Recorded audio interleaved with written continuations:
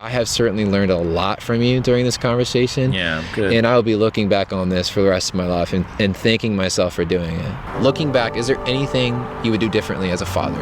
Yeah. If I were to die tomorrow, is there anything that you wanted to tell me that you haven't yet, that you could tell me right now? Yeah, I see myself in you, but a greater me.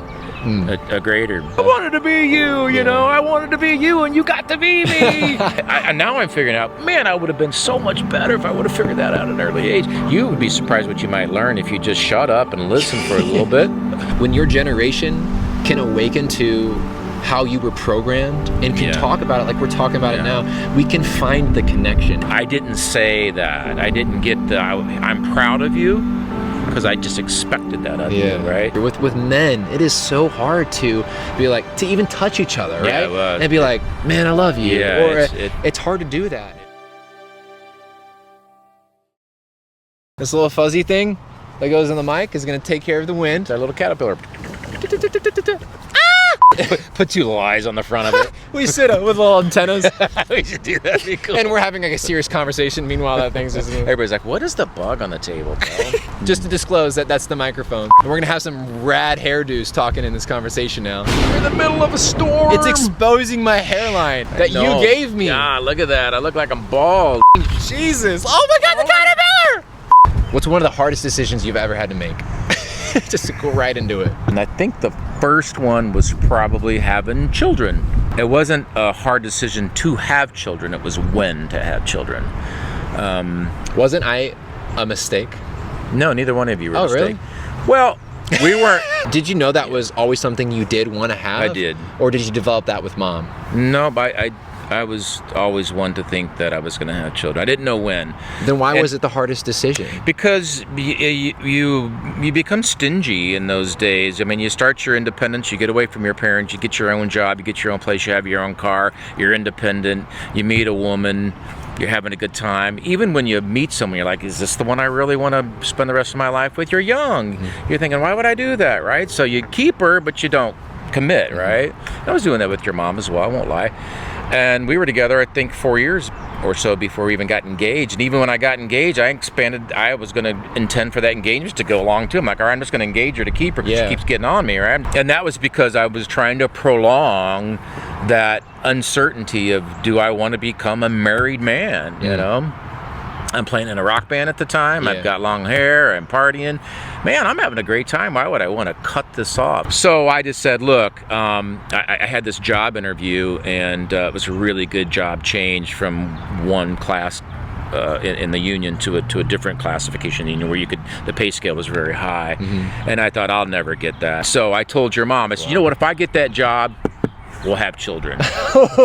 So I went in and crushed the interview. The universe was like... I crushed this interview. I get a phone call about a week later, and they said, we're offering you the position. I remember calling your mom and was really excited, and I said, wow, well, you ain't gonna believe this. She goes, I got that job. She goes, you did? Are you shitting me? And I go, no, I got that. And I'm thinking, oh. And I remembered, like, what you told her? The second time I said, yeah, I got that. And I was like, oh my God, I know what came with this. But I can't go back on her now. I mean, I told her, if I get that job, we'll start a family. I got the job. So she started her charts, right? Yeah. The Chinese moon ends. I don't know how they do this, but it's zodiac. Yeah. It's zodiac. My third cycle on the Chinese moon with the temperature and that's how it happened. Yeah. But to make that transition to, should I have a family? It's a huge decision, you know. And it takes time to manifest. It takes time to really put into a course, right? You wouldn't recommend anybody just wake up and say, I want to start a family, and then go do it. Well, matter of fact, I think in many cases, what I've seen is many things that will fix things. If I just have a child, I'll have somebody that loves me, and I'll have unconditional love, and I'll be able to love again if I have a child. And boy, I'm not saying that's not true, but it comes with much more than that. Yeah. To raise a child correctly, I think it takes a commitment like you've never ever seen. Absolutely. You see a lot of people, unfortunately, starting families, having kids, thinking that's what's going to do it, and it's not, and they resent themselves and their families and their kids even more. Yeah, and now that kid has to go through that process. It's a good way of thinking about that, a good way of stating that they even resent the kid because they thought that was going to help them, but actually it made it worse. So now you're the problem with why it didn't. And then they were raised. But that's a good way of it's all a personal reflection. Whenever we get upset or mad or triggered by any ways, it's not the thing itself. It's whatever has been triggered inside of us. An old memory, an old insecurity, an old feeling. If I were to be like, F you, Dad, and you'd be like, damn, and you'd feel the way, like I insinuated that, but really it's you. If you were like, yeah, F me. Yeah, right. No energy, right? Nothing's attached to it. But if you were to be like, no, F you, right? It starts that cycle. Yeah. That's what I think why some have a hard time grasping. What is it that makes me this way or makes me not that way? Sure. And they can't say it's that one thing because it's so many different things. It's society, it's money, it's clout, it's my upbringing, it's my environment. My trauma. How am I supposed to figure this out with, with the limited playing cards? I use this term a lot. That, some people don't get a full deck of cards, man. They literally have 5 to 6 cards out of a deck, and they have to live with those 5. They're already starting unfortunate. Absolutely. Right? How do they possibly? The odds are so against them that they don't get out of poverty. They don't get out of being abusive. They don't get out of not able to love. They can't get out of it. You're so right. And what I love about that too is the times that we're going. Yeah, times are changing and we have scary things and all that, but we have the abundance of our resources. This conversation, who knows what this is going to insinuate or impact to somebody, right? True. When we feel a certain way, we can now Google it at our fingertips and get some tips and some feedback. There's people out there now where we have the freedom of speech has now traveled through the metaverse now, we're talking to somebody probably in 10 years in the future or right now, today, what time, or whatever, across the globe, whatever location. Someone that doesn't even speak our language right now, and they're seeing it in some kind of caption that's speaking to them in a different language. I agree. You guys are living in a generation in a time where information is so abundant. There's no reason that you cannot go seek. It's just you got to take that step to want to go seek. I think with evolution, we're coming to a time where all of these things that haven't been talked about, that have been bottled up and resented and projected, is now coming to a place where we're being forced to talk about it, or we crumble, or we literally it builds up in the body. We generate cancer, we generate warfare, all of these things, and these resources, like being able to learn more and more about how to talk about these things, is going to bring more oneness. Yeah, it's also what hard times do. I think hard times are coming ahead. Hard times are going to drive people to one another. So a lot of people are scared of hard times. I'm scared of hard times. I had kind of an easy time, but these hard times are making me rethink that we need to be around people. Looking back, is there anything you would do differently as a father?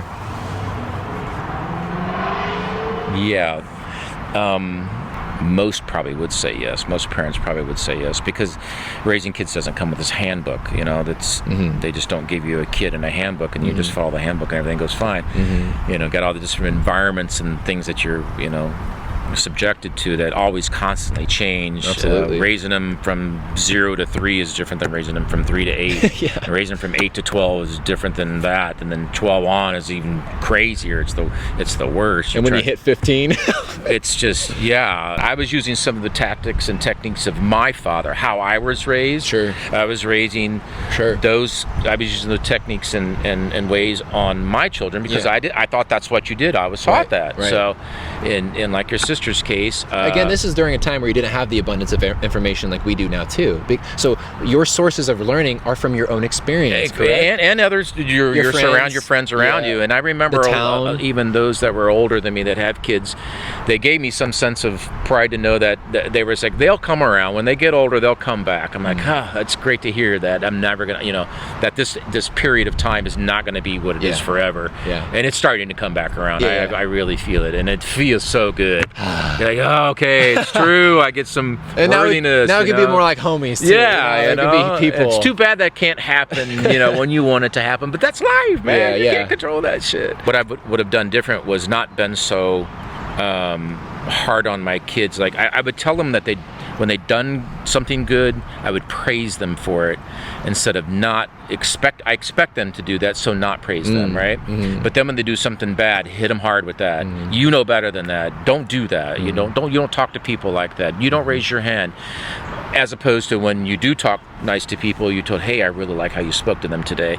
Or when you handled your anger, hey, I didn't say that. I didn't get I'm proud of you, because I just expected that of you, right? That's huge. But when you weren't up to your par, I hit hard. So it just seemed like I was probably a dad that always hit hard, because, man, every time when I do something good, he never recognizes it. It's not that I never recognize it. I just didn't tell you. Yeah. I didn't praise you and say, man, that's what I would do. And that's really and cool. how that affects a girl and affects a boy is differently. Completely. The way I raised my daughter is the same way I raised you. Yeah. The way you two feel about love and passion and relationships and things are different. I completely agree. She's received it differently. It's definitely a cultural thing too. I love what you brought up, and I love that, and I also love how we can look back and talk about that, and I love how you can be humble about that, because that's what creates true change in conversation. Yeah, now, it's not something I'm proud of, but no different, man. That's what I'm about to bring up. Different. I'll bring up you like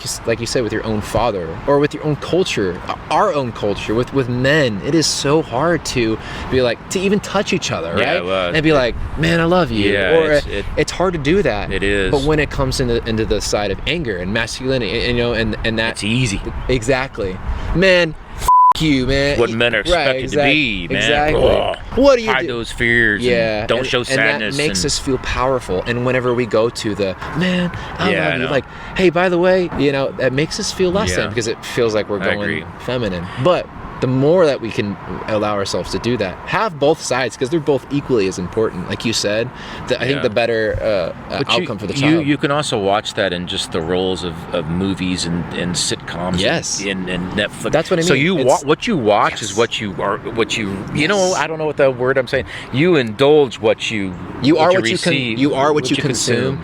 So if I'm watching movies that are just men are and that's killers your time, and man. women are lovers, that's what we don't recognize it, but I think we're psychologically being programmed. Absolutely. Whether we agree to it or not. You don't even have to agree to it. It's probably happening. And when I watch movies from your time, they were uncharted, man. Like off the chains. When I look, especially when it comes to the woman and the male dynamic, and how men speak to women, or what they expected of women.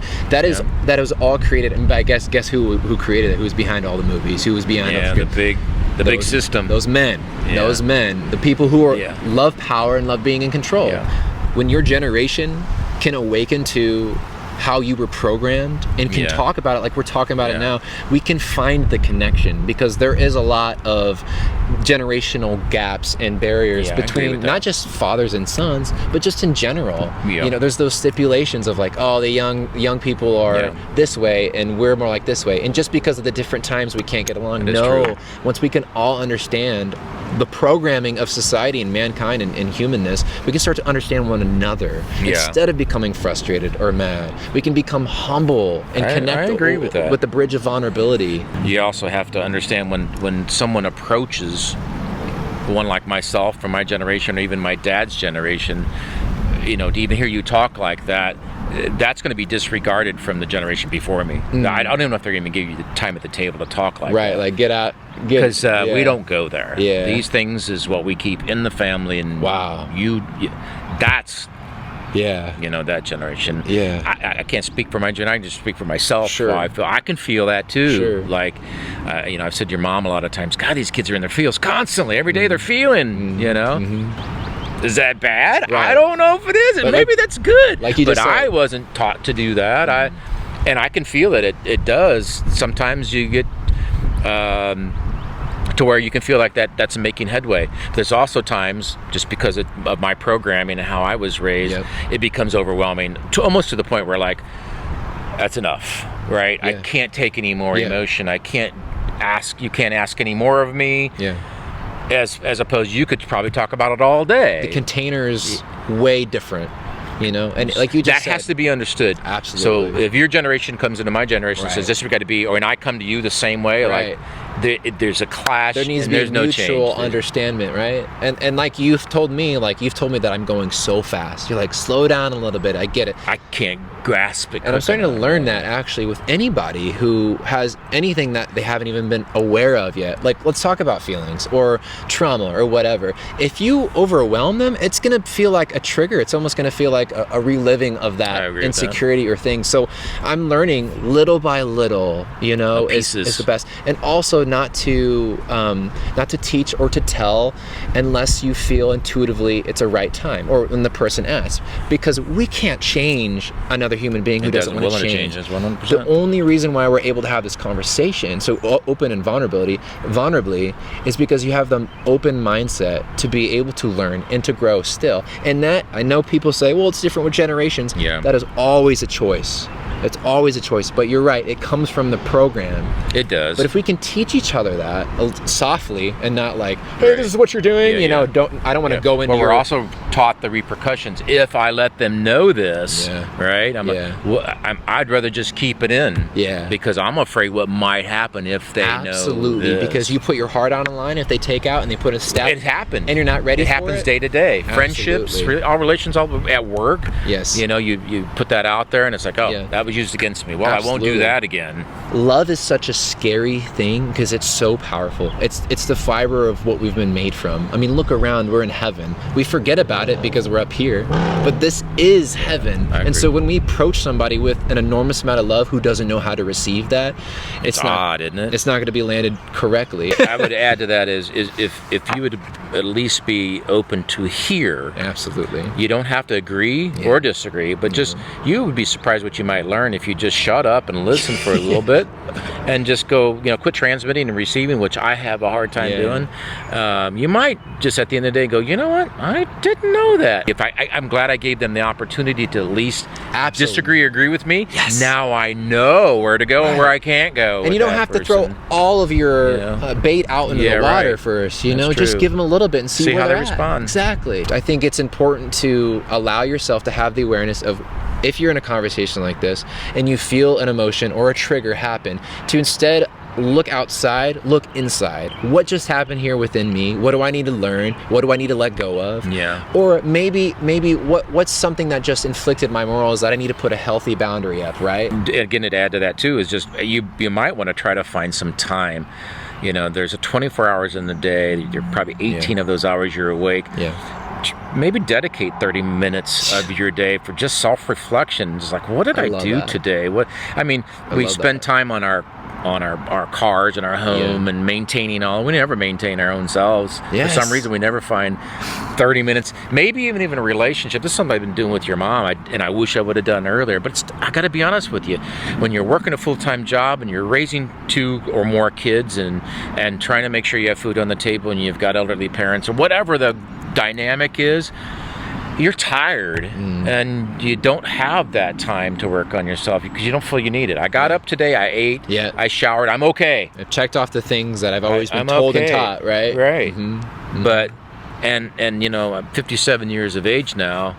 I think I would have been a better person and a better father and a better husband and a better employee and a better friend if I probably would have taken some time on a daily basis and just try to self-reflect and say, man, what that person said to me yesterday, was that true? Did I really do that? As opposed to saying what I would say was, well, that's just how they are. They probably say that to everyone. Find a reason to why that wasn't true, because it hurt. It hurt me, so I'm going to sort of reflect that because I don't want to deal with it. It's good. It's going to bring up too many demons and too much things in my past, or I'm just going to reflect it. I just keep reflecting. I just keep reflecting, right? You just keep reflecting your entire life, and pretty soon you feel like, what the hell? I'm at this age, and like, now I'm figuring out, man, I would have been so much better if I would have figured that out at an early age. So that's why. That's why I think you guys have the tools to do that. Yeah. We didn't have the ability to do that as much. The information. I didn't have the ability to go watch somebody talk about this and go, that's me. Yeah. And now you can pull up anything, anytime, any place, and go, that's me. Yeah. And research and even contact that person and say, how did you get out of that situation? What's something in your life that you're really proud of? My marriage and relationship with your mother. Oh yeah? Number one. Explain. We're proud of it. We boast it. I mean, our 30th anniversary, a couple years ago was our 30th wedding anniversary. You know, I made T-shirts that had 30 on them, and they had anniversary inside, and they had a little patch I made. You know, but I was so proud that I made shirts. I'm gonna put those photos up for everybody to see now. And we went to Vegas with them, and we wore them out to the pool, and we wore them around town, and people were like, "What is this?" It was, we were like, "We fucking made 30, man," you know. And we weren't like, "Man, we made 30. You stay over there." We were, you know, we made 30. This is fucking awesome, you know. So we're very proud. I think she's proud of it too. It's one of my many things I'm proud of. My children are on the high on the list, top 5 too. I'm just proud that they're able to love, they're able to hurt, they're able to want to make a change in the world. They understand. They may not always get everything and do things the way that I want, but I think they're on a good path. You know. And you take a lot of pride of that because I you were the one who set the program in motion. Perhaps. I like that response a lot. I don't take credit. I like that. I take pride in the fact that, all right, these kids are gonna. If I die tomorrow, I'll die with a smile on my face because I know they're gonna be givers to the world. They're not gonna be takers. And there's so many takers in this world, bro. Everybody wants something of their own, and so do I, and so do you, right? You want to take too, but you also want to be like, you know what? I'm taking more than I'm giving. I got to give it back. So I'm very proud of that. And you just told me today that there was a lady that you saw at a restaurant that was having a hard time, and you asked the waiter that you could pay for their dinner. You do that stuff all the time, and that, by the way, it's so small. I know. You're like, I don't want to take credit, but that instilled in me a lot of things. I do that often, Dad. Often. Because you can. Yes. My whole thing on that is, why wouldn't you if you can?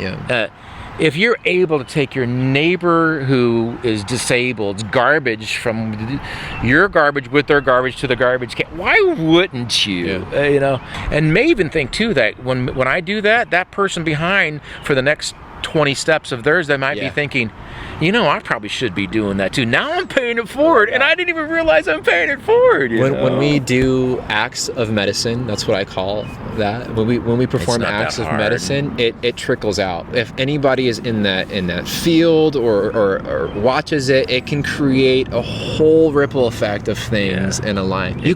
There's sometimes where people tell stories where they were about to spare their own lives, and they witnessed something, and it made them think, you know, and it brought them back to love or back to whatever. And so, like, not only are we doing this, we're choosing to serve for other people, we're choosing to be medicine, you know, medicine with hearts, with legs, with incredible, powerful minds that we can put towards service. And it doesn't cost you a thing. And it doesn't cost your actual, you know, mention of that was me purchasing a meal for someone. That was, you know, that took value to do that. That didn't need to happen. Give it a compliment. I could have pushed in a chair. I could have pulled out her chair. I could have simply just topped her drink off for whatever. Give her a smile. Give her a wave. Give her a wave. Make a connection. It doesn't have to cost anything. It's just I love that. A little bit of time. I love that. I think the hardest thing though is just one of the hardest things is we've got this thing called people. And it's the hardest thing is that we have people around us, and so we're judged, and we do things although we don't feel that we should be doing. We have to, because we won't survive in this environment if we don't do that. If I don't say yes here, this person's going to think. So we don't take that path, and we keep doing that over and over, and finally we find out, God, we're not even the person we're supposed to be. I should have been denying this the whole time. I should have been supporting this the whole time, but I couldn't because the environment wouldn't let me. I had to survive. The game plays us instead of playing the game, right? It still happened to me at age 57. It happens to me right now, even being aware of it, right? The game plays us instead of playing the game. It does. And I think the times have changed, and I think the turntable, the pendulum has swung so high that it's time to come back down. I think you're right, and the first step to that though is just finding other people who think the same way. That's right. And I will tell you, there are few. They can be more, but if you had a group of 20 people sitting around this table and you took the temperature of of each of these, you would see that most won't go there. Either they're afraid to go there, or a number of reasons why they won't, until they start trusting each other Yeah. and not grading each other or judging each other on the Right. way that they said it, knowing their environment that they came from, Yeah. understanding that environment, getting to know that. Yeah. Until they do that, I don't think it's hard for people to change. You know what's crazy is thinking about that and thinking about how you're right. How do you do But that? but also, we've created a separation already. I believe so deeply at my core that if we were sitting around a table with those 20 people who didn't think of this or weren't aware to this, Eventually. I think exactly eventually, and even deep down, they do know. They really do know. It may be buried in their conscious, but they do know, right? And we have to remember what this is, where we're from. We have to. Yeah. But the illusion is our mind, and we're seeing that in science now, and we're actually being able to now conservatively teach people this understanding of energy and atoms and what we think of in our programming. And the science is now blending in with spirituality. So I'll say it again. I think those 20 people would not attest or disagree with what we're saying through a series of a soft conversation, right? Probably right. So we got to get more leaders that way now, though, Dad. We can't have leaders that have I know, but terrible things like egos. this probably is a way to do it. But our leadership, our media, we're reading from teleprompters. We're being bought out by people to give people false information. Though that's our source, and it's causing us to create fear and turn on each other, and that's exactly what they want in order to control. So again, the times are changing, and if we can just open our hearts up to one another and be okay with it getting stabbed a couple times in order to generate a positive change for the world, I think that's why we're here. I think I think God has put us here, and you can call it Jesus, Buddha, whatever. I think the game is us finding a way back to the oneness.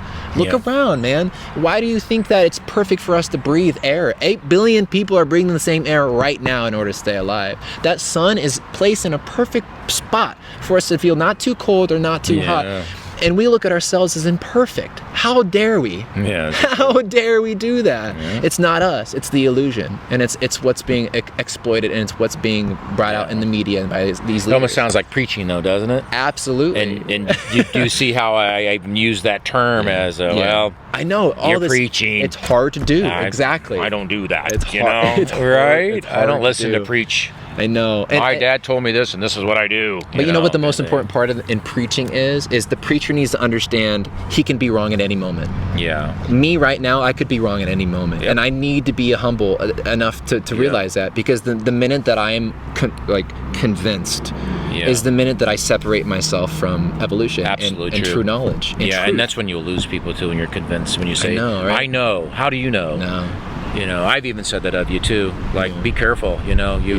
Sometimes you act like you know the whole world and you're 25. Absolutely. How could you possibly know how the whole works at 25? And it's hard to talk about these things. I get it. I get why there's people out there, like you said, there's a lot of people who don't. There are also a lot of people who know a lot, and it's scary to know a lot, because you're considered really weird or out there, or right? And again, it's another lesson or another example of how we've been taught to look at people with true knowledge versus people who give you illusion. Agreed. So it's hard to be 25 and to get out there and say the things I just said and not be considered weird or dumb by somebody because this person doesn't believe in spirituality or this, or I've said God and it triggered them, these things. I've been there, and it takes that understanding to know to be able to preach it, and that's why I feel like it's ready to come out. And you're still learning across this environment. And I'm going to be wrong time after time again to the day I die. Yeah. But I'm ready to do that because I get to learn from it. But let's turn this conversation back on. Oh shit. We got 10 more? We're gonna do a few more here. We said we're gonna do this for 30 minutes. I think we've been up here for a couple of hours now. Is there anything you wish people knew about you that they do not? Good question. It seems like I have something easy to say about that, but wow, I wonder what that could be intuitively. I don't know. I mean, I feel it, but I don't know how to put it into. I think that's gorgeous, because I feel like this is something that you feel and that you know. It's that mystical. But you've I never know there's something expressed there. it, right? Yeah. I think it's about people. I know it's about people. How you view them, or how you. I'm disgusted by them, and I'm in love with them all at the same time, right? I don't even know what that means. I use the word hate as a general term, and love is a general term. Yeah. But I hated them because they didn't reciprocate what I gave them. I gave you my all. I told you my secrets. And in return, you used those against me, or you didn't reciprocate back what I gave to you. Yes. I don't know if that's if that fits the question right, but that's what I feel like. Well, it sounds like it wants to come out to, like, whenever you put your heart or yourself or your service out there, and it's not reciprocated with even remotely the same, it can leave an impact on you. And maybe that's what most people don't know, is that you're this giver. Maybe that's the word. And this lover. What don't they know about me? They don't know the capacity of it. Right? Yeah, what they don't know is what they really could have gained with a friendship with me, or a relationship of any. To use the word relationship. If they would have chose to have a relationship with me, they probably would have seen that I'm perhaps better than what I seem to be on the outside. Something like that. There's more to Mark. Yeah, if you got to know me, it would be really good for you, amazing for you to feel seen as how I feel inside. Mark completely. I'm not seen that way on the outside. What I feel and know inside is not reflected too well on the outside. Because you're a good person with good intentions and that wants to create. But it's a passionate intention, and I don't know how to control that. Oh, yeah. So I'll say, I can't believe he did that to me. Man, I gave him, and her or him. And it comes out of love. Yeah. But it may not. And he or she did not. Yeah. You do that once or twice, you start to pull back. That's right? huge. Like, I can't be that person again. So, and then your circle becomes to get smaller. And I really think there's a lot of intention. It makes your circle get smaller and smaller, right? Yeah. When you get older and older and older, your circle gets smaller, and you wonder, is my circle ever going to be expanded? Because you choose to not change after a certain period of time, and you know who you are, and you know where your boundaries are, you know where your limitations are, and so you start to choose individuals, that don't fit. I don't know. I don't even know how I'm explaining this. You I'm getting at? Yes. And then you start to, you're like, why is my circle of influence so small? Yeah. If I'm such a light and lightful person and giving person and a great person, why am I not attracting those, right? And that goes back to what we said earlier, like, what are the signs pointing to? Like, what's something in me that I can learn? But like, you already said it. Like, you already said that I'm such a passionate being that sometimes it comes out in the wrong way, right? Yeah, delivery. I need to practice delivery. I do too, and even it comes with love, Dad. Sometimes I can overlove people and they run away. Me too. And what has helped me for the people I truly care about is going back to them and telling them that, hey, listen, I don't know if this hit you in the way that I'm feeling this way. Yeah. I said this. I feel like I've overstepped a little bit, and I just want to let you know that I'm sorry if it hurt you in any this way. This is my intention, and and I would love to continue to connect and not put you in that uncomfortable position. I'd love to take. There are some people that I need to do that with, but I'm afraid to do that because it's scary, bro. Again, love is powerful. Where does that go? If I now I'm going to give them even more. Yeah. Like, what do they do with that? Oh yeah. Do I get rejected from that too? The trust issue. Boy, that's going to hurt even worse. Now I even went further and beyond. Yeah. What moments in your life felt most meaningful to you? Making the decision to share my life with another individual, huge impact, and it's such a blessing, man. It's a blessing to do that. It can be problematic as well, but anything that's worth a damn, and it's hard. Yeah. Anything that's worth a shit in this world is hard. Yeah. Know that. You want to take the easy way out, you're probably not going to get a lot of fulfillment out of it. And sharing your life with another individual is a blessing. It's a blessing, and I hope everyone can do that. If I were to die tomorrow, is there anything that you wanted to tell me that you haven't yet, that you could tell me right now? No, I think I've told you the majority of it because you forced that. It's not in my... No, not that you forced it, because you opened that can, to where I could. Again, it's those things that, when you're raised, it's hard to do those things, and you won't have a problem that with your kids. But no, I don't think there is. I would Well, knock on wood. Let's say, you know, I do. Like, what would you want to tell me right now? And that's, I know. Oh, that I'm very proud of you. That I totally see myself in you. You were taking the path that I never could, or Awesome. that I did not take, you know. Yeah. And it's to live through you. I've heard other people talk about this too. The ability and the way that it happened. It's like, you know, when you were going out on tour when you were, you know, 13, 14, and 15 and stuff. I'm like, this is cool shit, you know. Yeah. But he doesn't appreciate it. No, I wanted to be you, you know. I wanted to be you, and you got to be me. You know, you don't even know how. You know, I was not able to tell you that. You know, you little shit, embrace this. Yeah. You know, the universe gave this to you because I didn't take it. What are you doing? Don't piss this away, right? How long did I do that? For years, you know. And it made me angry sometimes too. Sure. But it's funny how that happened. But come back around to the question, like what you said. You said, I see myself in you. Yeah, I see myself in Well, you, but a greater me, a greater. You say that, you know, you see yourself in me, but I just want to let you know that just as much I see myself in you, just as much. And I think that is the coolest part about our relationship, is that we can look at each other in the eyes and be like, wait a second. It also makes things kind of dynamic sometimes, doesn't it? Yeah, you know? it does.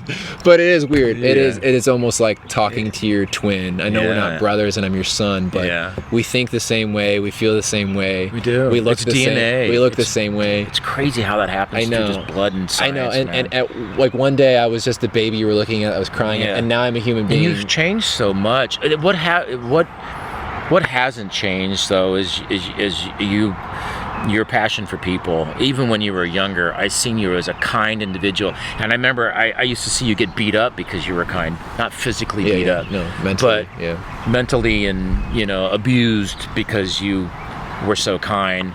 And for you to stay that course and not give in to, I can't be this way anymore. I'm going to lose in life if I stay this way. I admire that you were able to do that. That's hard to do. Thank you. You know, at that young age, everyone tries to adapt. We've got to survive at school. You know, school's the hardest thing. How do I survive this 8 hours a day or 6 hours a day in this school that's beating me up? I'm just going to change. I'm just going to be one of them because that's how I survive. That's what most do. Yeah. Just to sign us off here, is there anything that you've learned in your experience, or even reflect on in this conversation, that you would want to tell other fathers out there? Stay the course. You can't give up. Continue to teach, provide, guide as best you can. You chose to do this. It's your responsibility. If you're going to bring life into this world, you have to be that mentor. Yeah, take care of it, grow it, water it. No different than anything that lives. Just if you want it to blossom and be a positive a positive element in this, you've got to grow it. You've got to water it. You've got to take care of it. Now, what would you say to sons out there, and what advice would you give to sons about their dynamics with their own fathers? That even if you didn't feel you had a good upbringing, that doesn't mean that you need to not be a father yourself. Just because my father was shitty, that means I'm going to be shitty. I'm going to be a bad father because I had a bad father. That's not true. Matter of fact, I know other fathers who did just the opposite. They said, I had such a shitty father that I'm going to make it my goal to be a better father. And they're good men. I got goosebumps. It's a decision. Yeah. It's a decision. Got the truthy goosies. But like I said earlier, I wonder when my parents said, we're making a change right here. Yeah. Did that happen on purpose? Right. I want to ask my mom's no longer here, but I'd love to ask my dad, did you guys purposely do that? You said it great, Dad. I don't know. And to reflect on what you're saying about your own dad, you're like, man, if I could ask my own dad, and you said I don't have the chance with my mom yet, but now I have with my dad, I would encourage everybody out there, while you have the chance, do something like this. You don't have to get on camera and mic'd up and stuff, but have some questions that might guide you to new questions and new revelations. Absolutely. Because opening up that with your own kind, even if you don't have the kind of relationship like me and my dad do, like it's really close, can bring a lot of healing into you and through you into the other person. So I would encourage, while you have the time, while you have your dad, your mom, your sister, your grandpa, grandfather, whatever it is, ask those questions, because I have certainly learned a lot from you during this conversation. Yeah, good. And I'll be looking back on this for the rest of my life and thanking myself for doing it. Thank you for that. Yeah, thank you for the opportunity. Yeah. I love you. I love you. All right, everybody. Take it easy. Salud. Leave a like if you like the video. Subscribe if you want to see some more content like this. This is the, and wait, there's more. But wait, there's more. I consider myself a self-expansion coach. I help a lot of people break out of their confinement of what their thoughts are, their fears, their relationships with their families, career, whatever it is. If you feel restricted, I don't believe that's the way to live life. I have a huge passion in believing that we can start the conversation and not just talk about it and process it consciously, but we can manifest that to become true in our physical reality while we're here. Why not? Why not is my question. Exactly. And just like he said, like he's still changing now, and he's just hit retirement, and he's got a whole new life to live ahead of him. Excited. Yeah. So it's not just time for him, it's time for you, it's time for me. We get to continuously wake up every day with the amazing gift of getting to decide who are we, what do we want to do with our lives, and how we're going to leave an impact on it. So let's brainstorm that together. If you're feeling like you need some more support in that, I would love to support you and cheerlead you on the way of that. So if you feel called to doing that, check out my description below. Otherwise, just leave a like and subscribe if you want to hear some more. And yeah, I'm so excited to see the comments of this and to see what this could inspire with many of you and your own fathers or your own sons or mothers or whatever. And please do not hesitate to leave those comments and tell us how this impacted you or what you took out of it, what you disagree with. I would love to just talk about start that conversation and connect. Like you said, they're finding people out there to connect with instead of all this separation. I think it's really important, and we can do that by using our voice or our thumbs. Thank you guys so much for watching. Much love. Mwah.